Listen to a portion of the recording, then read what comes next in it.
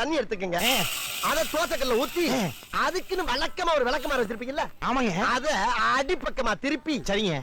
வரட்டுன்னு ஒரு 4 இழுப்பு இழுத்து சரிங்க. நல்லா கழுவி விட்டுருங்க. சரிங்க. ஒரு கிண்ணம் நிறைய மாவு எடுத்து பெரிய ரவுண்டாவும் இல்லாம சின்ன ரவுண்டாவும் இல்லாம சரிங்க. பொதுவா ஒரு ரவுண்ட ஊத்தி 4-5 வெங்காயத்தை போட்டு அள்ளி பொடி பொடியா நறுக்கி அப்படியே மேலாப்ல பரபர தூவி விட்டு சரிங்க.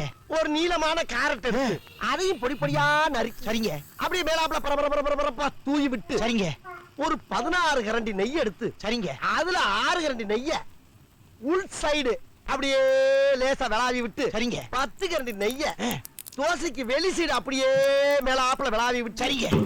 இட்லி பொடி இருக்கு பாத்தீங்களா, அத அப்படியே அள்ளி மலை சாரல் மாதிரி அதை மேலாப்ல பரபர அப்படியே பேய விட்டு சரிங்க.